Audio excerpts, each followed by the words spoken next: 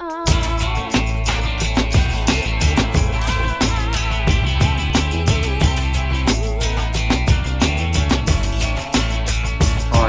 I should get rid of it, but I couldn't get rid of it. As opposed to having like a producer say, okay, well that sounds good, but we don't need any of that shit or anything like that.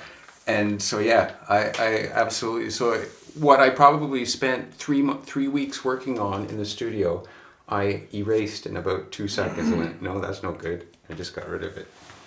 But I know why I actually walked away from it. Would you actually throw it out? This middle section that I spent so long on, well, I know. You just set it aside. I set it aside. That's the great thing about YouTube right now, is that I can put songs out. I don't have to wait for the end and pick an album and stuff like that. I can just sort of keep shooting stuff out. Mm-hmm. So that's a big joy to me right now and stuff like that. I don't get, I don't get stuff mixed. So that's the big joy right now. I can get all this stuff out and it's not buried. Are we on? Are we recording and stuff like that? Welcome to the Byronic Compendium. It's been a couple of weeks. Not that anybody's going to notice when you're watching this 30 years from now. But we've been snowed in the last few Sundays, so we're getting back to it. What happened was we just finished listening to the entirety of Bite Down Hard, Byron's first studio album. So at this point, in order to kind of, I guess, wrap up the entire Bite Down Hard experience for Byron, we're just going to talk a little bit about post Bite Down Hard, what happened next, what came from it. There's a couple of songs that he's revisited. So at that point, I'm just going to let him start us off down post Bite Down Hard. It was interesting to hear this album. I haven't heard it in 20, 25 years and stuff like that. And it's interesting to hear stuff that you did 25 years ago. And I've continued on this path and to sort of hear stuff in context. I remember when I first finished the album, how much I enjoyed having, I'd never finished an album proper in my life. So to actually work on something and finish something was great happiness in itself. And I remember I spent the summer, because I guess we finished it off sometime in the spring, I spent the summer listening to it on a ghetto blaster. And I enjoyed listening to it very much. I don't know how selfish I was, sort of listening to my own music again and again. But I was quite taken with sort of the craziness of the album and stuff. 30 years later, listening to it now, I still admire sort of the craziness and the creativity. I don't think it was probably as focused as it should have been or it could have been. And my expectations was that we just did the best that we could. But listening to it now, I think there's a lot of maturity to certain parts of it. And there's a lot of, I would say, the opposite. Things that I would certainly do differently today. I think it's certainly some of my favorite tracks.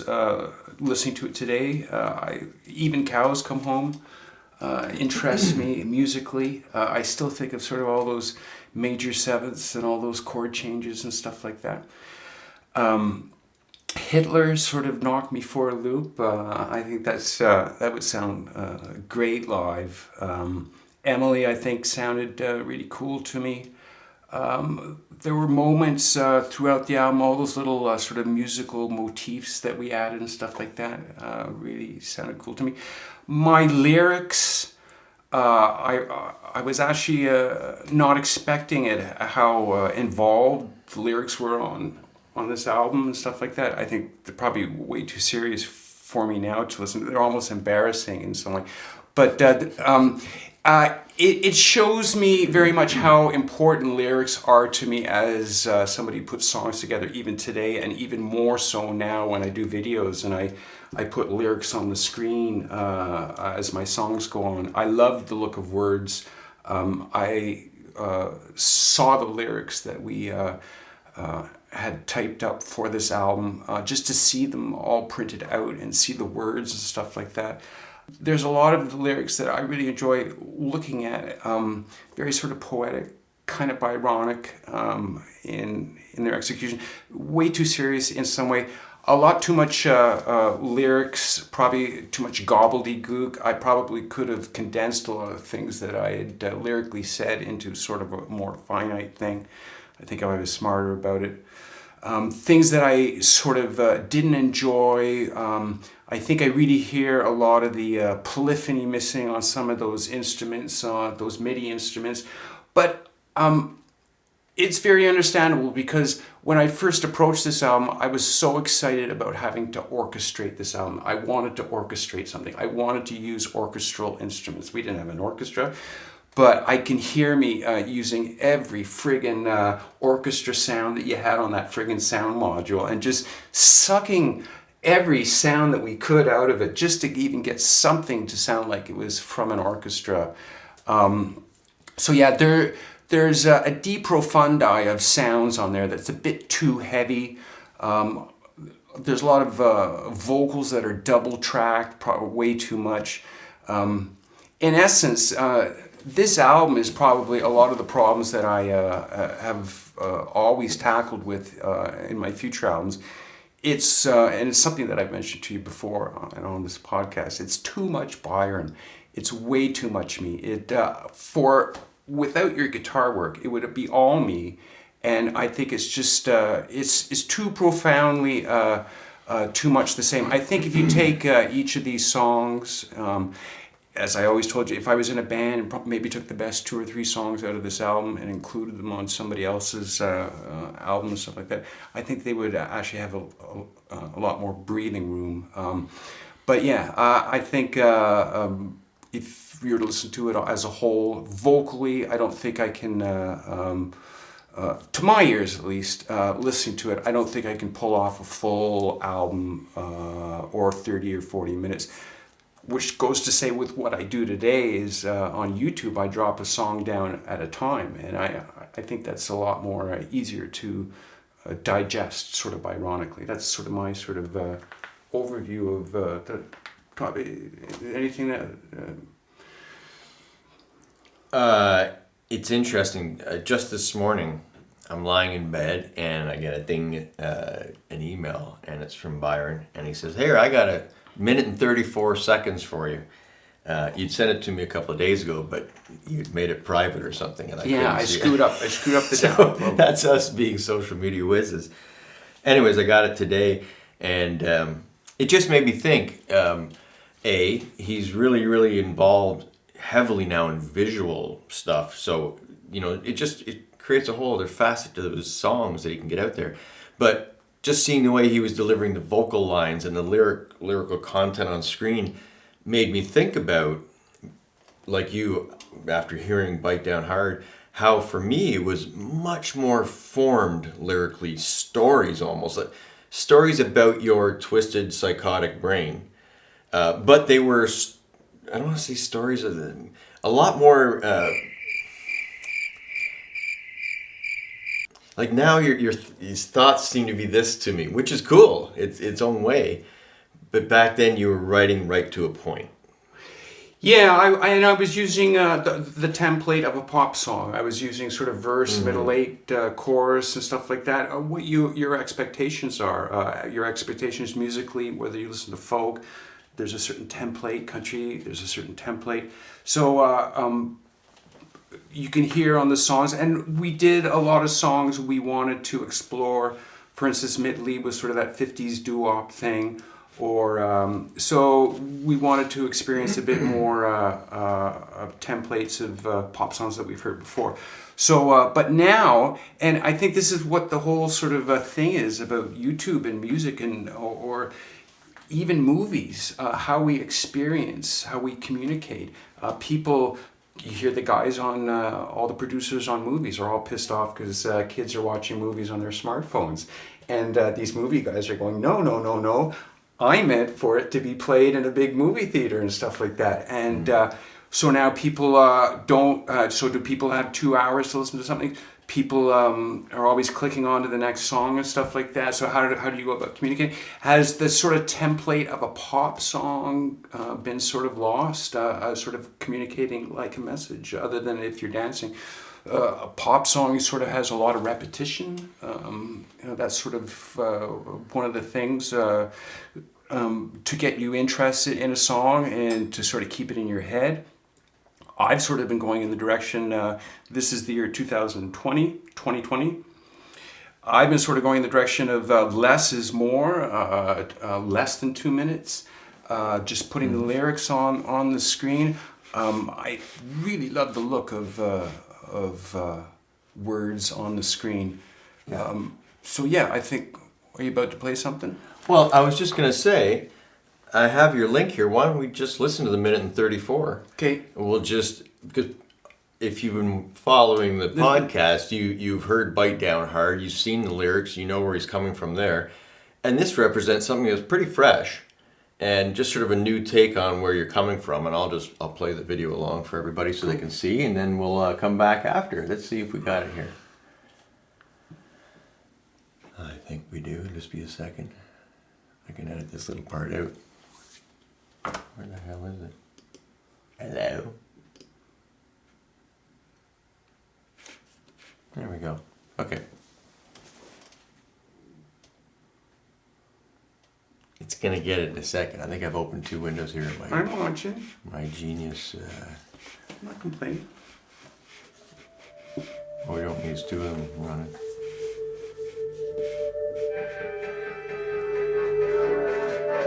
I got candles, I got chocolates, I got the groceries, I got a bottle of red, and I got home early, I got a basket, turn the lights down, and I lit the candles, and she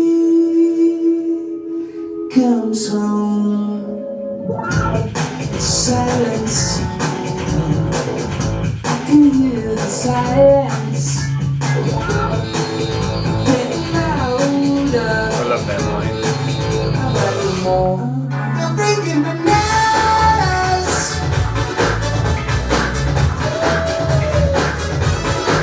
They'll go get away. Never happened. I remember you stole it. Then you broke it apart. You said, I am me. You liked it too dark. Now I'm leaving to you. No way. Breaking bananas.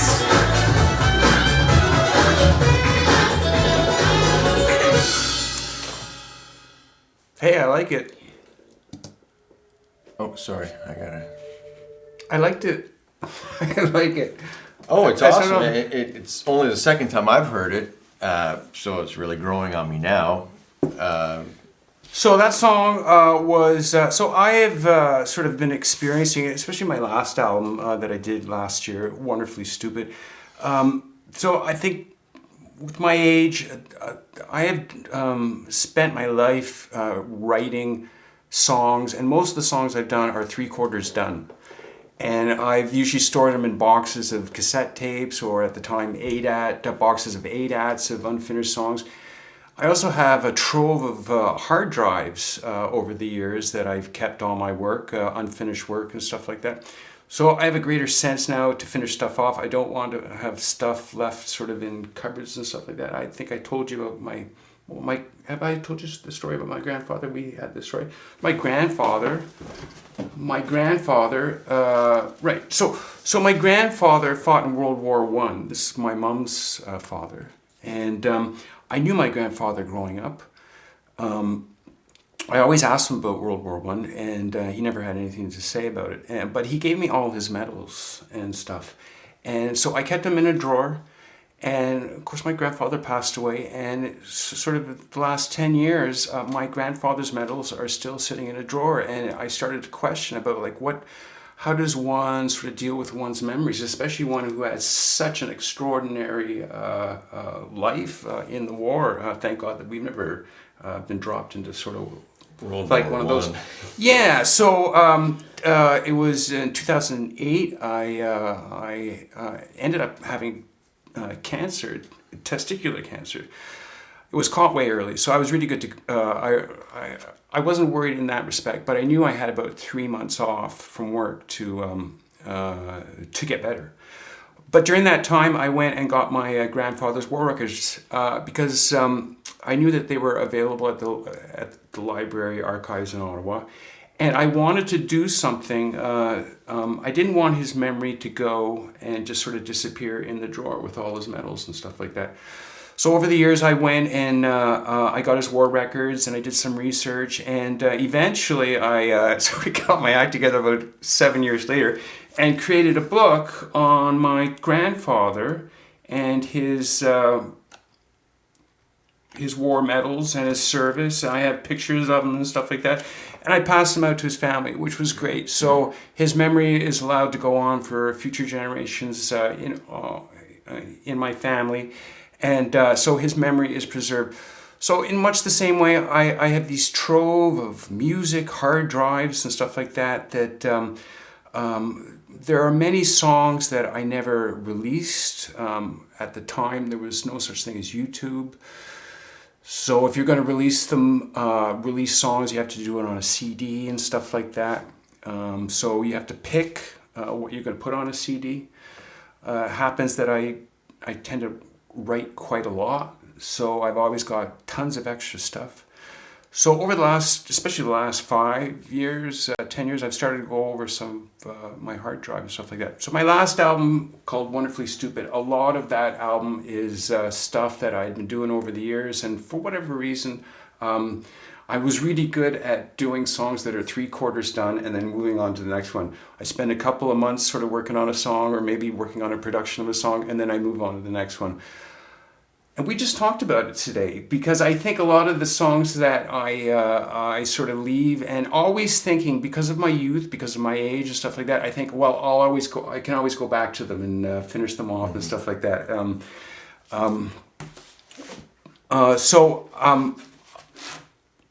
Sorry, you're gonna have to cut it, because sorry, I've lost my train of thought. So where was I?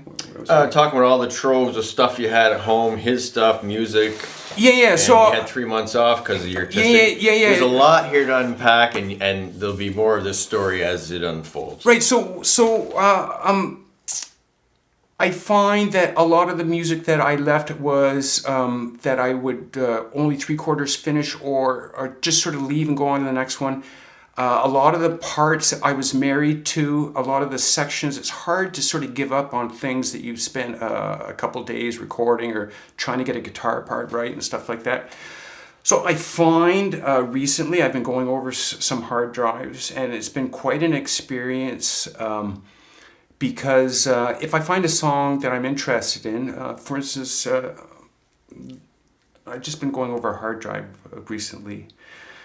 And there's a few songs, and I can barely remember them, but I can remember that the reason why I left certain songs on these hard drives is because I was married to certain parts.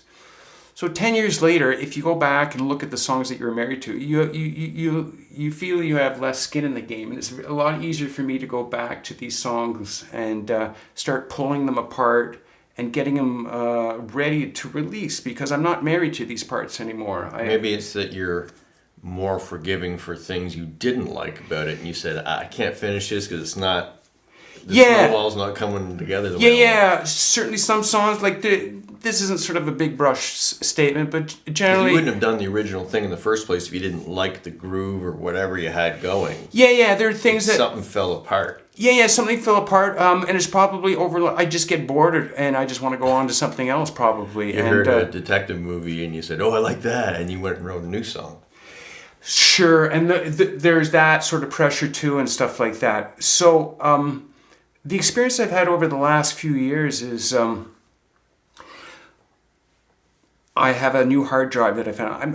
There must be like 10 hard drives floating around of all backed up stuff, all in terabytes and stuff And like that. music, so it'd be like kids, music is a lot smaller in storage than video, so you must have. Oh, there's just tons of Pro Tools Scan files, zips. and I don't know what any of the titles mean and stuff like that. So I have gone, and so I start going through some of all these files and stuff like that.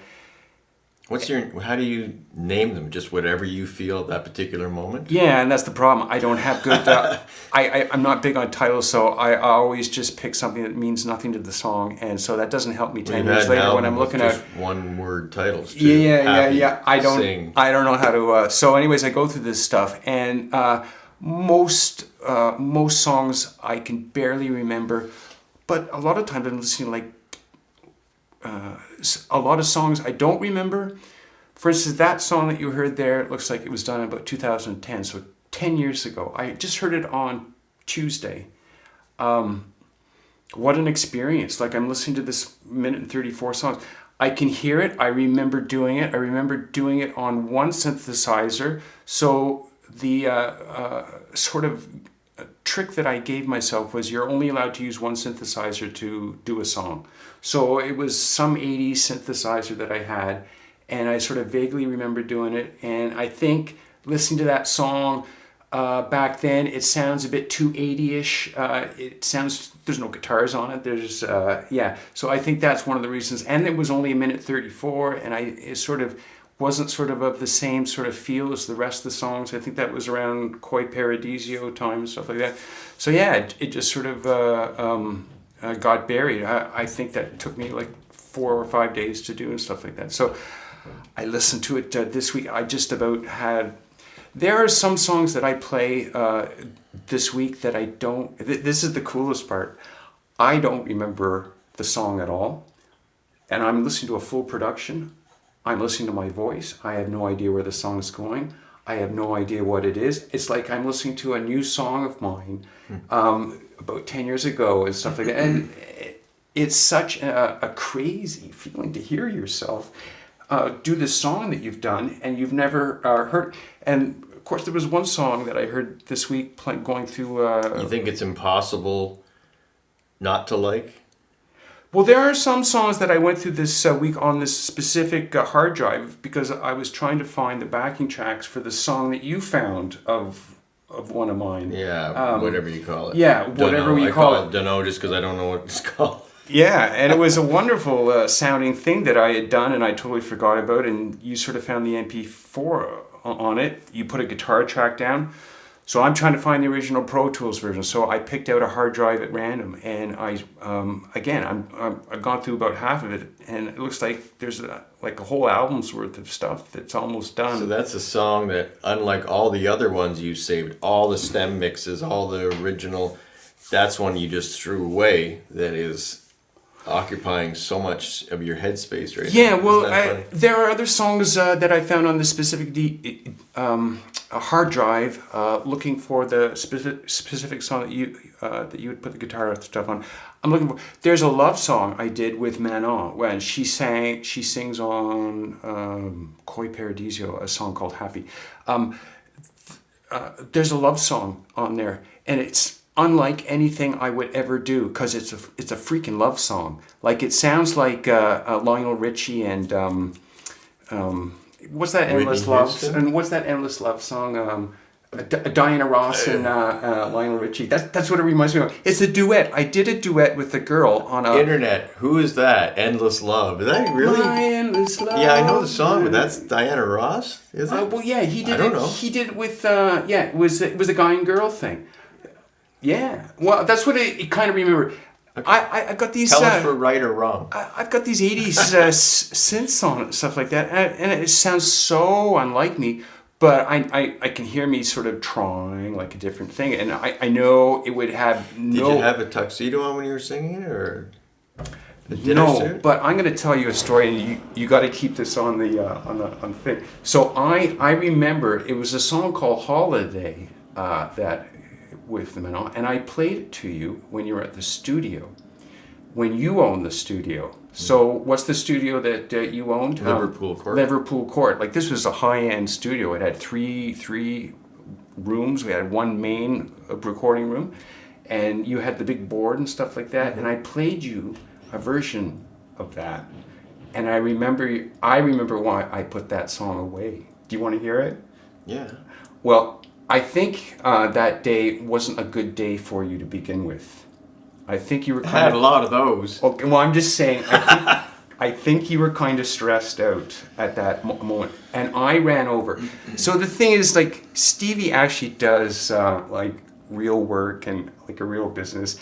And usually when I come over to Stevie, I'm the guy, I'm the joker, I'm the, I got a new song, Stevie, and stuff like that.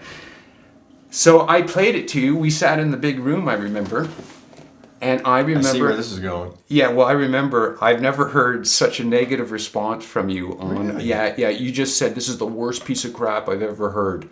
And I just said... Weird. Well, no, but I sort of I knew you were under. I've known you long enough that I knew it probably wasn't a very good day for you. That sounds totally out of character. Well, I thought too, and I sort of said, Steve, like there's better ways to say that it's not your cup of tea. Well, at least we can be honest with each other. That's essentially we're brothers, so it's No, and that's fine. And I think that's why I said, "Ooh, I don't think it's going to go on my album," because I had such a bad response to it, or from you, or it just sort of shut me down on that. I know you take things quite personally, like, because you're laying I expect any artist is, right? You put your heart and soul in this thing, and something like that piece of shit. You probably have a tendency to go, I've got lots of stuff. And that's what it was. And this Koi thing was, I was pulling out a lot of drums, in it, so it was just a lot of swarmy backgrounds, and it was just vocals, a lot of vocals. Holiday? Yeah, and this is the love song. But there's a lot of stuff in Koi Paradiso that was like that. It wasn't a rock and roll album. I ended up taking out a lot of drums on that album. There wasn't very lot of drums. It was a lot of vocals and sort of swarmy background stuff. And this is what I had done to Holiday. So I listened to it this week, and I went, there's parts of it, it's not my style, but there's parts of it that's really friggin' sounds nice, me and Manon singing. And I said, you know what, I'm going to put a little hip-hop drum behind it, just to sort of give it a bit of a bounce. Yeah. Because I think that's one of the things that Steve, but that's the other thing I thought about it. I said, that's why it didn't go anywhere. Well, this makes me want to hear it even more, because... Right now, I was saying, I don't want you to fall into a thing, for me anyways, as your main fan base, that your stuff's always very organic, original, out in left field, but it's still Byronic. And I'm going, if this is out of Byron, then I'd like to hear you doing that now. Well, I'm sure that I was just in a no. I know you were, and it's very much in that mode. But it's an interesting thing. And you didn't bring it with you, did you? No, but I was singing it again this morning when I woke up. This thing, because it's about our love. It's our love. Like it's. I spent years not using the word love in songs. Like you'd say, one thing that I don't feel for anything is love. Right. Well, this is the opposite. This is like our love. This is like you're all I want. You're all that I need. Our love. It's a very positive. It's very Turtle. Turtle. Those are your lyrics. I love you, babe. Yeah. Turtle writes love song. We have a song called Our Love. Turtle and I. It would be out of character for you. It's incredibly out of character for me. And just sort of hearing that kind of stuff. Sorry, I want to stop. I was about choo-choo my train of thought. I was just fuck. Sorry. No. You're going on about your song and the fact that I hated it, and you recently revisited it and said I wanted to update it, so I put some hip hop drums with it. Yeah, I'm going to. You're gonna take this part out because I'm.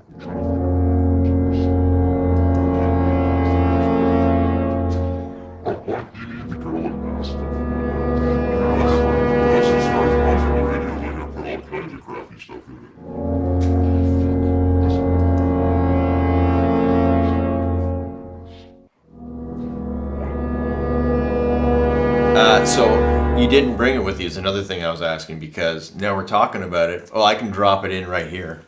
No, I wanted to bring actually the song Fake, which is another song I found. So I did a song in 2008 called Fake that I found this week again. And it's very prescient with today and all this fake news and fake presidents and all that stuff you hear. The song I did in 2008 is titled Fake, and it's it was all about people's body parts, plastic surgery and stuff like that. But when I listened to it this week, I was sort of freaked out. There's another album's worth of stuff in this one hard drive that I just picked at random. I hate to go down the garden path and look at all these like other hard drives and stuff like that. So, sorry, and when you're going back through your hard drives, are you just picking out finished rough mixes, or are you going in and opening the you're still working on Pro Tools, right? He'll be changing. I moved to Logic a little while ago. I'm very, very happy with it, and I'm trying to convince him, if he's a Mac guy, go to Logic. But well, I think I will at some point. I think it's good to just get through a lot of this stuff. And hey, I'm looking for a product sponsorship from Logic for that. I want some kind of thing, please. Thank you. No, it's all my Pro Tools stuff. I when I go through these hard drives, I open up my Pro Tools and just start going through files and just saying, I don't know what this is. I don't know what any of them are. So you open up the entire file on Pro Tools and you take a look at them and see. I open up each of the titles and they come out in Pro Tools, and I can tell just by looking at it how finished the song is. And there's a lot of songs that have been just like finished, ready to go, and but they were never released and stuff like that. So you wouldn't mix them and keep a stereo mix of the song? No, I wouldn't mix them, because that was another kettle of fish. So it was always something. So before YouTube, so I mix my own stuff now. It's a much straighter path for me to get all this stuff out, right? So we were talking about my grandfather's book, and so this stuff is sort of sitting there. I don't know. I feel like I'm trying to make the most circular point. We started this whole thing by trying to wrap up Bite Down Hard, which we haven't spoken once yet. These songs either just get left on a hard drive and nothing ever happens to them. And not that they're not worthy, and not that they are worthy. However, I do go through them, and the vast majority of them I love for some particular small reason. I think I think I have a better sense of what has to be edited. The great joy about this, as I said, I'm not married to anything, so I just listen to it and go, well, I could do that and that and that, and then the song will be finished. The vocals are all done. I can tear this section away. Just seeing the lyrics again on that one song, it just gives me a sort of a more linear thought that the rest of these songs I can just put lyrics on and just sort of put them, instead of maybe do some videos along the way with other stuff, but having lyrics and music I think is a good sort of combination for YouTube and stuff like that. I love your visual presentation of the lyrical stuff here, but again, for me, and I guess each musician and or music lover will digest music differently, but it's twice now I've heard that little 1:34 piece, and even though there's a couple of lyrical things I can remember, I don't even remember any line in it right now other than bananas, because I'm always about music. Like, the music has to get me first before I hear the lyrics going, but I don't really pay much attention to them. I know that as a Byronic composer, you like wordplay, little combinations of words, phrases, and I'll see them repeating up and up and up and up. But they just fly over my head until I digest, and like, I'm weird. It's just the way I am. Right. Okay. So that's the point I wanted to get back to you on. So Steve has basically been my all-time greatest audience for my stuff, for my songs and stuff like that. So I've had a few other people that have mixed my albums and stuff like that. My most recent guy was Brian Smith, who mixed my album Koi Paradisio. So the thing about So the thing about Steve, when he listens to stuff, and we go back to that moment we were in the studio and I played you that stuff from Manon, and you were just you thought it was a piece of crap. So the thing about Steve, when he hears these things, and it's interesting as a pop song, when Steve hears these things, he usually only listens to it once. he doesn't, there's no repetition involved in how Steve listens to my stuff. I usually play it to him, or I send him a YouTube link, and I know he probably will listen to it once or twice if it sort of piques his interest a bit more. But for any pop song to really be successful is the mode of repetition. Radio sort of gets it in your ear and stuff like that. Working with Brian really exposed me to the fact that, and so Brian heard the songs multiple times or would hear multiple takes of the song. I sort of developed a sort of way to work in work in Pro Tools, where I loop a lot of sections and stuff like that, and it really gets stuck in my mind. I know that was a big problem with Brian, that repetition with the stuff we were working on.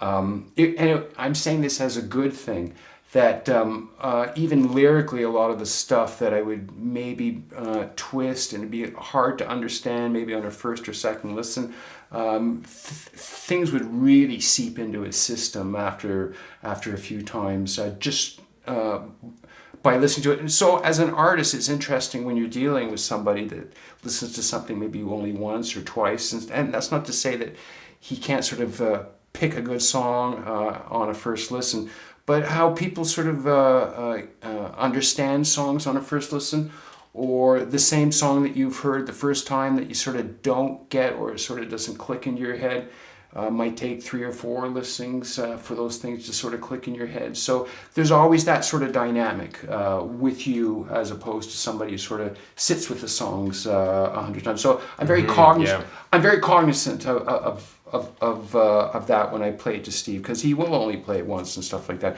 But there's something to be said of whether there's any sort of click factor in if he listens to something only once as opposed to on repetitive listens. Yeah, that was what I was trying to remember. It's a crazy phenomena that any of us work in the music industry deal with. I mean, for years I had a project studio, then we had the big studio, and just by nature of what you're doing, it's repetitive. And the frustrating thing for artist or producer, whatever it is, you can never go back and hear it again for the first time. You're laboring. What I used to do on Bite Down Hard was labor over these drum parts, because on the R8 you just loop one bar over and over and over and get it right. Put that bar aside, and copy, paste, change, alter. So you eventually build up a whole song. And some of these little tiny drum things, ba-doom, in the middle of the song, but you've worked on it for so long to make it just right on the machine, it just sounds so stupid and contrived. You can never get back to the first time to go, oh no, it sounds good. It sounds good. Don't worry about it. That is the ultimate quandary, is how do you keep it fresh? How do you know it's fresh? It's like a comedian. They go on tours and they do the same song 50, 60, 70 times, like over the year and a half while they're working it up. I don't know if I could do that. Yeah, that's a brutal thing for me even to think of, which goes to say why I don't play in a band, or I don't, just sort of thinking of regurgitating and redoing what I've already done just became more anathema. Is that the right word? David Byrne always said, well, he says in one of his songs, say something once, why say it again? I did get addicted when I was playing in the band to playing those songs that I was comfortable playing and could play, with my eyes closed after a while. But I got addicted to people reacting. But other than that, I'm the same way. I never played in a cover band, so. Yeah, I couldn't. Yeah, actually, can we? Because this is a good place to sort of. Can we take a little 5-minute break or something? We're gonna take a little break.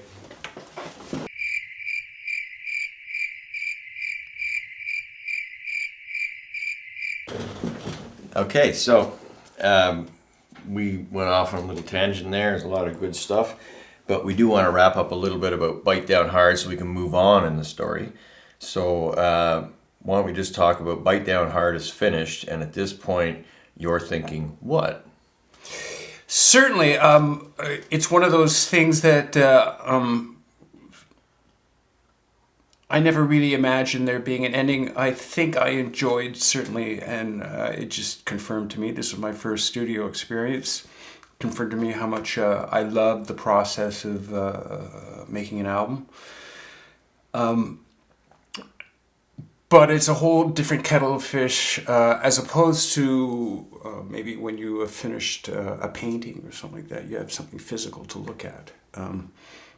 But when you finish recording an album, now an album is a term that was sort of brought about by LPs, 30 minutes and stuff like that. So the question is, how do you get it out? And so I didn't have a band. I had spent all my time with you. And playing tons of hockey still. Tons of hockey was still part of my life. So playing live, I lived in the south end of Ottawa, so I was never part of the community or the musicians community, all the cats downtown, all the talented cats downtown, all those people that you hear on the radio or the local radio.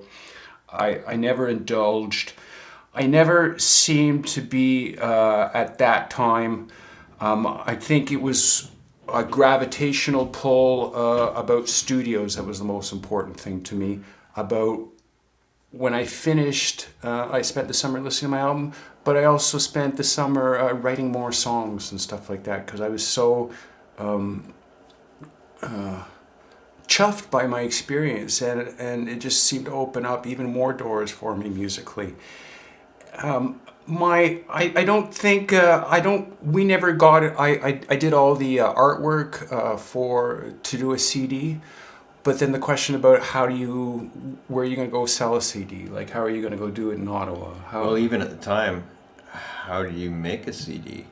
CD technology was invented in the 80s by Philips, the stereo, Right. only because I was a part of a Healy disc manufacturer. We made a ton of CDs for bands all over North America, but that really didn't come into being until the early 90s, and maybe mid 90s. So it was right around the end of that, and we were one of the first companies that could make them, for your average musician. So for us, really at that time, it was like, how do you make a CD? It sounded like a lot of work. It did, and you'd have to buy a certain minimum amount that you would have to buy. 500. Yeah, and like, I don't have a band, and really, and I think it's been exacerbated more, like I say now. But I was doing a CD and finishing finishing an album seemed to be the end. It was the means to my end. My end was doing an album. It wasn't doing an album to go out and play live with my album. That, I don't think, was ever a consideration. And just the fact that the album itself was so big and orchestrated, sort of said, I don't even have a band to play with. I've always said it'd be good to have a 3-piece and go out and play with the NAC and do your album that way. That would always be a good way. But I never sort of really enjoyed. When I'm in front of a group of people, I'd rather sort of blend into the background, and it sort of became apparent at the end of this album how much it was too much Byron, and to think about playing for an hour straight and it would just be all me. I think just became. I didn't even really think about it much. It'd be something that would so not interest me. I would even be bored of myself trying to go through an hour of my own material. It would be ridiculous. And I would want to play with a band because I'd rather play with other people that write and just sort of make it a more musical experience. To me, that would be a much more logical thing and much more enjoyable for the audience as a whole. So I never really thought of that. What was offered or what ended up coming down my way, which seemed very logical to me, was, and this was at a time too, when we finished the album, that you were splitting from your work partner, John Dewar. And John had his own studio in his basement, and John was working with a country act back then. Johnny Reed. No, Rick Rick and Val. Oh yeah, Rick and Val show. Yeah, and he was doing a lot of sort of country recording with these two very talented pair of people. Yeah, they're an established old time country. Yeah, and they go out and play all sorts of Husband and places. Yeah. They go out and play lots of places. But I think through sort of the cross-pollinization, John knew about me. We played some tracks when we finished the album to John. And It was an interesting time for me, especially in my life. I just met my wife to be. Like you said, I had just split with my business partner John Dewar. We at 1992. This was 1992 where I got a gig producing the Senator hockey games, Ottawa Senators, and John and I did 1 year together. And then it was just after that first year that Bite Down Hard was finished. John and I had a little acrimonious split. And it turned out in a shotgun deal, I took the studio gear and he went and bought new gear with the shotgun proceeds. And he started K-Sound. yeah. And when we finished, I was moving into a new place. I was just going to get married. And I knew you were on this vertical trajectory. And as much as, John and I weren't seeing eye to eye at the time, I called a spade and said, I know a guy you have to be with because John is an insane studio guy. Like, he just wants to get to the bottom of it, and he does a great job. And I knew that that's probably where you would benefited most. Yeah, John was very sort of brilliant in his own sort of way. He was very sort of techie sort of guy, knew all the stuff about old mics and instruments, and I guess he was really looking to, much like you did, sort of find somebody that was full of vim and vigor, and somebody he could...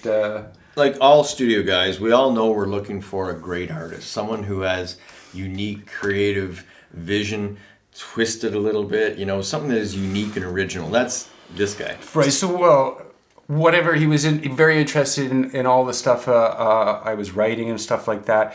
And so going to John's studio, beginning to think about a new album just after I'd done Bite Down Hard was 100% the step that I wanted to take. I didn't really care about I cared about my last album, but I didn't really care because the album that we did allowed me to go work with John and in John's studio. And to me, that was the payoff. That was where I wanted to go. Even if I won the lottery today, if I won 649, I'd still be doing what I still do. If I had $1 million, I'd be in the studio, going through my hard drives, putting stuff on YouTube and doing my songs. It's became very much what I wanted to do. And I had no sort of compunction about playing live at the time. Strangely, I think I've evolved into somebody that, so there's this other part to me that I was slowly becoming. So like when in my life, in my social life, when I'm with people in the living room and they bring out a guitar, I want nothing to do with it. I've been to weddings where they know that I've released albums and they want me to sing, and I want nothing to do with it. I do not want people staring at me. Like, I've just become the studio guy. Like, there's part of me that makes me just a ton of anxiety in front of people, especially in a room full of people that I know. Just freaks me out. There's something about having control in the studio, especially with my voice. I can have a perfect monitor setting and I can sort of do my shtick. There's nothing worse than being live and not hearing your voice and stuff like that. I've never done karaoke before. I've never gone to a karaoke bar.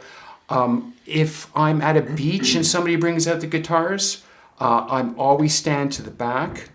If somebody would shove a guitar in my hand, I don't know anybody's song to play. I could not play one song. And you had mentioned about Bite Down Hard playing some stuff live, which I still think we should think about, but I don't even know how to play my own songs. I could not play one song full today. There's just something about my DNA that it's very much of the moment, and it's very much that's why the studio, or I've evolved very much into sort of doing this studio stuff. I've been over the past 6 months playing bass in sort of a skiffle band with my old high school chums, which is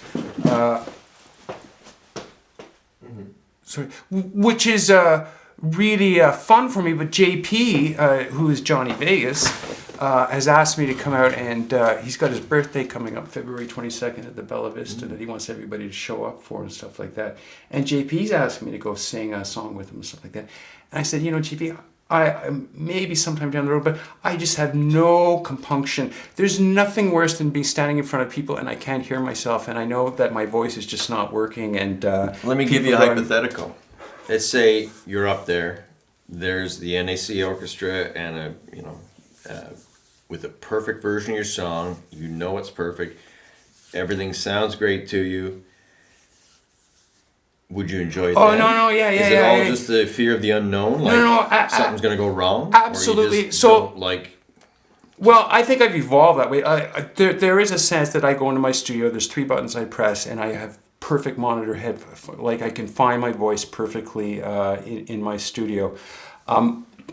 So there were 2 occasions I can think the last time I sang live.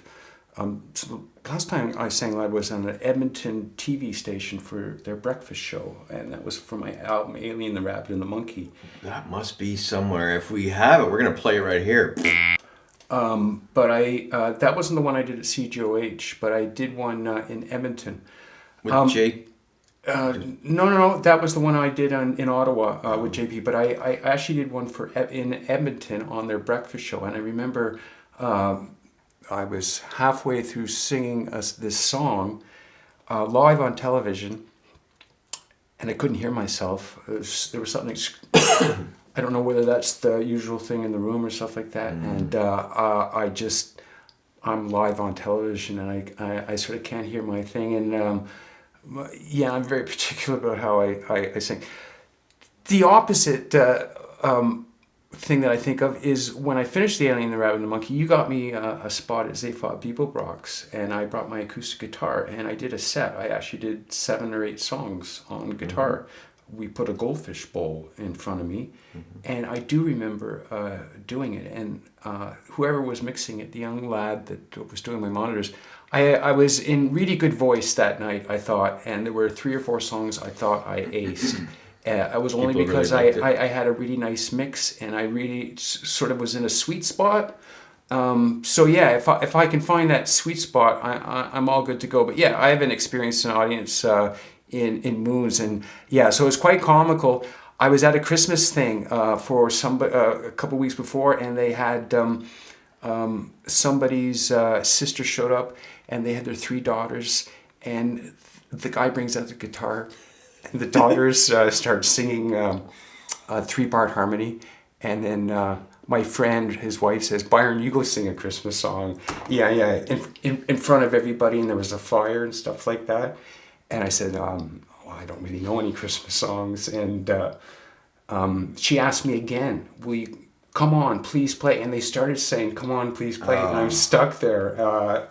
I can't. Reminds me of when the girl asks you to dance, because most musicians I know don't dance. And she goes, "Dance." And you go, "I don't really." "No, you want to dance." And they start pulling you and going, And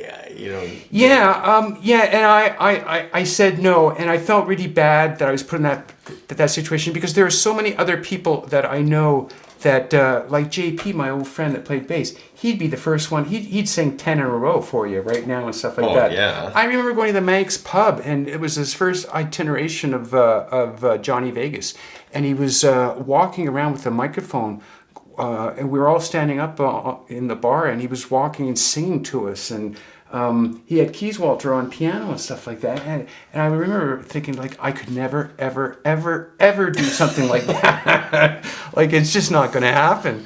So there's this thing about going out and playing live and stuff like that is just becomes. I don't think I have. I think the studio is a great place to have control over my musicality, and it's just sort of morphed into that sort of mode right now. So, I don't have. Just to put a period on that thought. I think again we share, for myself, not playing in a cover band, the same thing. People always say, "Oh, play something I know," and you're going, "I don't really know many. I know about a dozen bars of 10 Beatles songs, that kind of thing." Yeah. But they say, "But no, I want you to play a whole song." So then I just play the parts that I have for the bands I'm playing, and so I go bling, dun dun dun dun. Bling, and they go, "What's that?" I go, "Well, that's my part. That's what I play. I play in a band, you see." So John Dewar would be the type of guy that could pick up a guitar and play every song in the Western songbook. He'd be the party guy. Like John would be the party. There are certain personality types that are just like, yes, I will play for you. And yeah, I'm just the complete opposite. I really do enjoy playing in front of a crowd, but I'm also the guy, I want to rehearse it enough so we're not going to look totally stupid. Right. So I get that part. I guess the rehearsal part, again, I think I've, for my own happiness and my own musicality, I think I really found that if I was going to play live, really, and I don't really have the technical skills to do such a thing, but if I was going to play live, it'd be better to do something improvisational, like being an R&B band, where you get to sort of chime out on some guitar solos and stuff like that. Very of the moment. Who's playing the solos? Not me. Yeah, well, not me either. So that's what I mean. But it would be more of an improvisational thing. I remember seeing some sort of jazz stuff in Hall once, and sort of bebop guys and stuff like that. And I said, yeah, if I was doing live, sort of the moment, where you have to sort of make it up, because that's very much what the studio is for me. It's a very improvisational thing. It's demos, right? You're always doing first takes, second takes. You're making stuff up off on the go. Yeah, and like myself, I never liked jamming. Yeah. I can usually follow rhythmically what people are doing, but then they kind of, okay, go for a big but I don't, that's not really my thing. I mean, wheedly deedly wheedly. I'm not a good wheedly deedler. Yeah. I always said I like musical passages, like when we talk about stuff like serendipity. That for me was a magical moment because that is a trillion times better than a guitar solo. I agree, and I think those are sort of the negative things. Now, so I'm not a 20-year-old. I used to love listening to punk, so you can listen to a punk set for half an hour, and it's the same volume and stuff like that. But I think musically, I think I've evolved also. As my old band teacher used to say, anything that's got electronic amplification.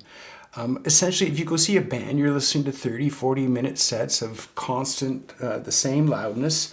The drums are going, everybody's going for 40 minutes, and it's fucking loud. And there's so many... What?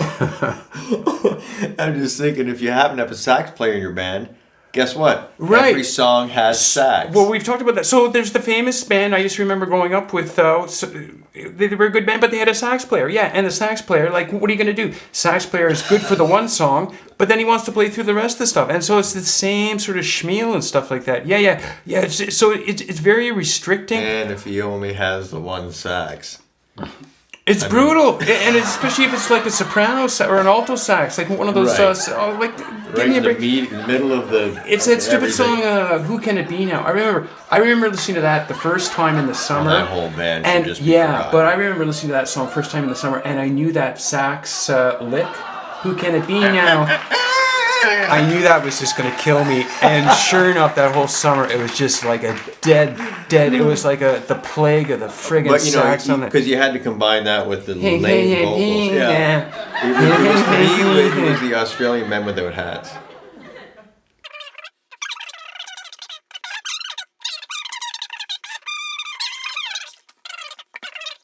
We don't really know. No. So as far as pop music is concerned, I have less interest in sort of a 30-minute, 40-minute set, especially playing live pop music.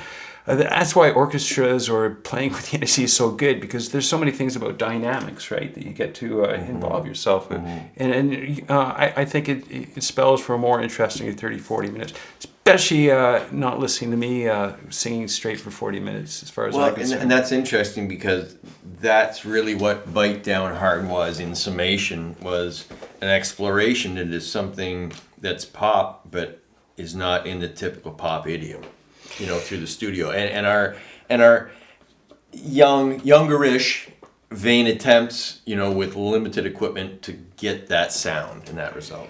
But I would give it absolutely. So after all that we said, all the sort of positives and negatives, it was a freaking wonderful experience. I can't imagine a more fun experience. So like I had other sort of possibilities before we had done that.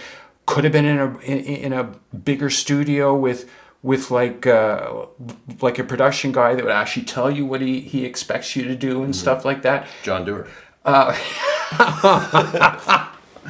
Possibly. Yeah, well, I don't think I could Well, it have. takes a guy like that. It takes a guy with balls and intestinal fortitude to take command and say, I could ruin this, but, you know, this is leading up to the next album, The Alien, the Rabbit, and the Monkey, and I've always felt bad that I called that your high water. I only meant in the sense of the effort put into the output. Oh no, it's all fair enough. It was 4 years. It was ridiculous. It was ridiculous, and there's one album that came out of it proper, but there's another album sitting on ADAT tapes that I'd love to. Wish I had a couple of machines to get at, because I know there's at least another album's Well, worth you of can probably stuff. get them for about $50 a piece now. It's ridiculous the amount of boxes that I have left over with all that unused stuff or whatever like that. Because the album ended up being The Alien, the Rabbit, and the Monkey ended up being all the songs plus this really long secret track at the end, that we put about 3 or 4 songs. The Lemon Tree ended up being the end song. The creepy science and all these other crazy stuff. Yeah, that was a crazy Well, and it's an exploration of all those crazy transitions between the songs and all. But the Alien, the Rabbit, and the Monkey is a whole other series we're going to do. Yeah. But this is going to wrap up Bite Down Hard. So at this point, you know, I'm going to go off and get married with Kristen, and we're going to get a new house, have a baby eventually. And in that part of my life, Byron undertakes the new album at K Sound with John. And that is incredible and an entire story on its own. One last thing I also wanted to mention at this point, in the story at this point, Byron's had a few minor skirmishes with his relationships, but really his relationship is with music. So he's not, tethered to any relationship values or situational things that would impede him from continuing on what he's doing. So this is why his creativity is just continuing to skyrocket. Yeah, well, any relationships that I had was mainly with hockey, and any other sort of female was always interrupted by my studio work, and so that's where I always ended up. Right, and that's why I wanted to sort of set that up, because you'll see that in The Alien, the Rabbit, and the Monkey, it entails such a crazy story of everything, including a pretty serious relationship that you get into, some turmoil in your life, just all kinds of stuff, and we kind of separate for about 4 years, other than, you know, emails and calls here and there. How's it going? Yeah, I've said it in the previous podcast, but it must be said again. Despite all the other stuff that Steve had, all the great positive stuff that Steve had going on in his life with his new wife and his baby on the way, and the Hublers and stuff like that, still the call that Stevie made one day to me and said, "Mate, I know," basically. His relationship with John was so strained. I can't say he was very happy with John at that point, but he was still able, I remember the phone call, he was still able to make that phone call to me and said, "Mate, you got to go with John. John's the guy to make your next album. That's the thing you got to do." And it's, I've told him before, it's one of the nicest things a human being has sort of imparted to me. Follow your heart is basically what he said. You didn't get the invoice? Yeah. I'm just sending you. It was wonderful. I'm Mr. Magnanimous, obviously, but you know, it opens up a whole can of worms as far as the story at this point, because instead of just you and I dicking around in my basement, this now starts bringing in people, things, situations. Yeah, it was a scene. Yeah, so we're gonna do that next. Anyways, that's it for Bite Down Hard. CIAO. Byron. Ciao.